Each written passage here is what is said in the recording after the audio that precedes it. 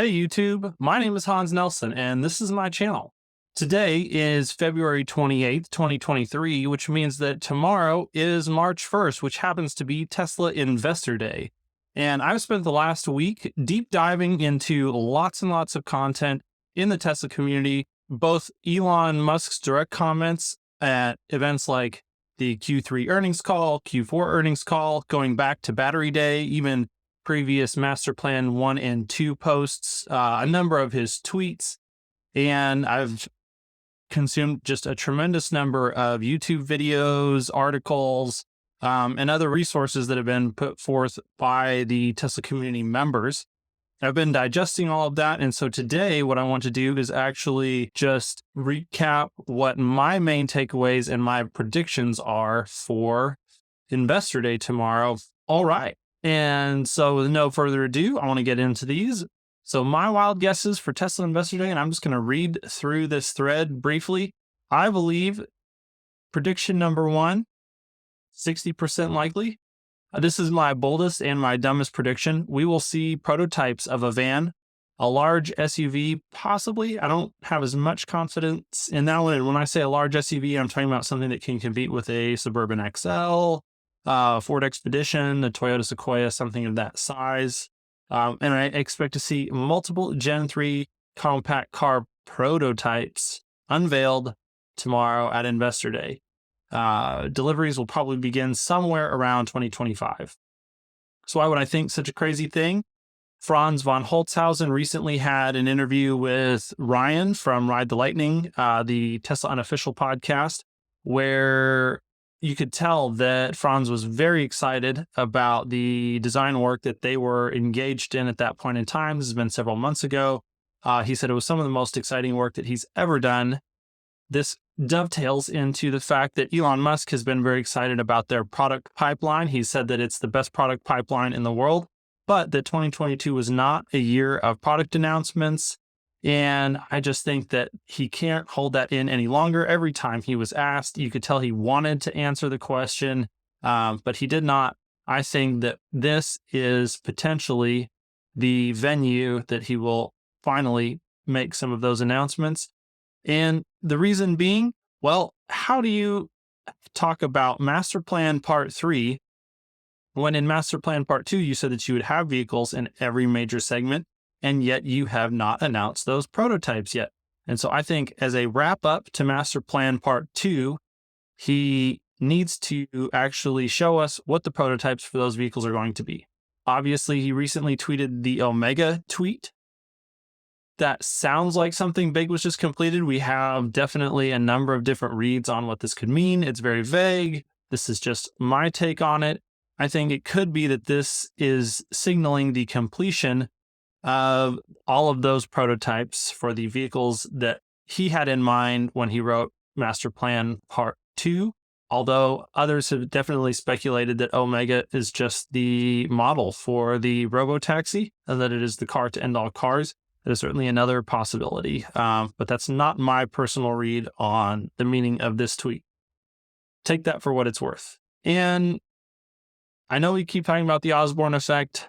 Personally, I'm not too worried about it. I think any vehicles that would come out would be differentiated enough from Tesla's current lineup that we shouldn't be worried about it. And as Steve Jobs always said, if you're not going to cannibalize and disrupt yourself, someone else will. Tesla is an incredible innovator. I don't think they are overly concerned about cannibalization. All right, prediction number 2. This is my near 100% certain prediction. Elon Musk is obviously going to talk a lot about batteries.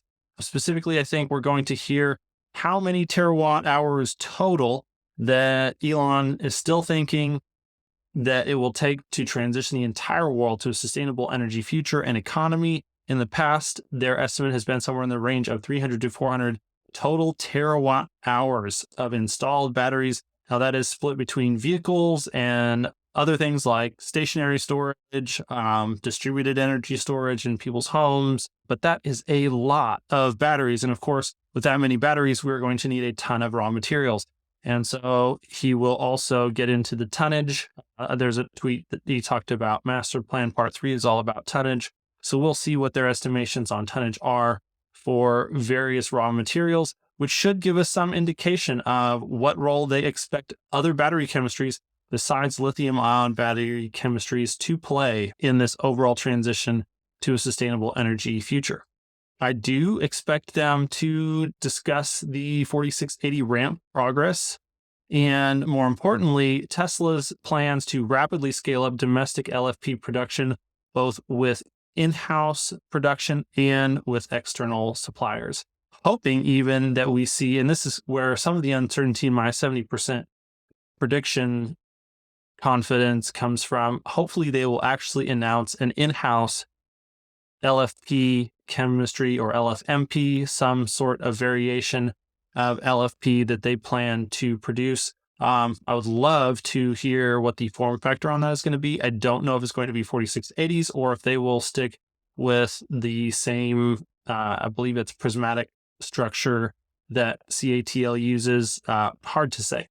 Prediction 2.2, this is a 35% prediction. This is very low confidence. If, and it's a big if, Tesla has made a DLE breakthrough to extract lithium directly from clays or brines or potentially even oil field. Well, it would be brines as well in the oil field. If they have figured something out there, Master Plan Part 3 would be a great place to announce that. I don't know that they have gotten that to a point where it's ready to discuss publicly.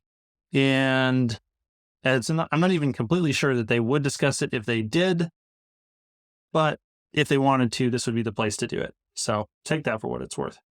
Prediction number 3, 75% likely that Tesla will discuss energy both as consumers of cell supply and during capital allocation section of the public presentation. I believe that they will give a shout out to Tesla Megapack with rough timeline of their estimate that it'll take to get to 40 gigawatt hours of peak run rate from Lathrop. I do not expect that factory to run at 40 gigawatt hours at any meaningful uptime this year. They will also probably discuss Powerwall very briefly, just mention it, just in passing. Prediction number 4.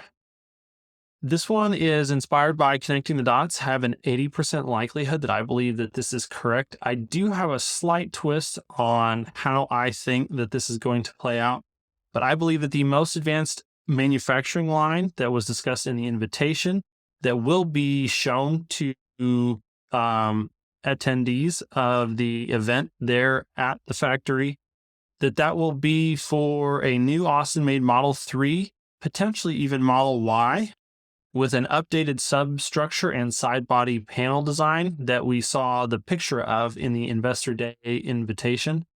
I believe that Project Highland is more than just gigacastings for Model 3, as some people have discussed. I believe that new portions of the vehicle substructure beyond just the underbody in the rear and the front, that we'll see redesigns to reduce the complexity, the part count, the cycle times in potentially the side body. I think that's the most likely given the image on Investor Day. And like I said, this could also impact the Model Y that gets made there. I think it will roll out first to Model 3 and then potentially be incorporated into Model Ys as well. It could simply be new gigacastings that are going to replace currently stamped pieces, or it could be a combination of both castings and stampings. Either way, it's going to be a radical reduction in complexity, an increase in quality, and a reduction in cost and time to produce high quality vehicles. I think that this Project Highland starts with ramping up the Austin-made Model 3, possibly the Model Y, as I mentioned before. As the ramp of Model 3 coming out of Austin reaches replacement level for Fremont, that is when we'll actually see the Fremont factory go down to actually get the Highland upgrades to their line. And then I anticipate that we'll see Shanghai Model 3 production kind of stop and start throughout the year as they incrementally improve the production process there as well. Moving on, Prediction number 5. I view this as about 65% likely, and this is still building on connecting the dots vision for Project Highland. But if the way he's thinking about it is correct, this is just a first stepping stone to the actual new manufacturing process for the Gen 3 platform car. I think that it is highly likely that Tesla is pursuing the dream of creating an entire substructure in a single casting. And that is quite the challenge, quite the difficulty. And before they can get there, I think it's entirely possible that we could see a car cast in 2 pieces, which would be a symmetrical left half casting and right half casting. I think that they'll talk about how the new process for the Highland Model 3 is a stepping stone to get to this half casting marker that we'll see rolled out at first with the Gen 3 platform cars. And then we'll see over time if they're actually able to scale all the way up to a full single body casting. And lastly, bonus prediction number 6. I am highly confident that Tesla will not announce that they are getting into the wind turbine business, so that I don't have to eat my shoe. For any of those of you who have seen my recent appearance on Farzad's community channel, where I made a very strong case for Tesla staying out of the wind business. It's just not a core roadblock to the world reaching a sustainable energy future and economy. And as such, I don't think that Tesla will ever view it as being worth their time, their energy, and their resources to further advance the current state of wind energy technology. So anyways, thank you for hanging out with me today. I'm excited. Hopefully we see some of these things come to pass tomorrow. Obviously, none of this is financial advice. These are just my hopeful Tesla fanboy expectations. We'll see what happens tomorrow. Either way, we'll have a lot to dissect coming off of the event. For any of those of you who are going to be in Austin, there is a get-together at Clive Bar. I will be there along with Farzad, a number of panelists. Tesla Herbert will be there as well. He's hosting a panel. A number of great guests will be there. So if you're in the area, go get your tickets. So go to Farzad's Twitter page. It is his pinned tweet. Eventbrite.com, Tesla Bull Stampede. So check it out. Grab tickets. The event is free.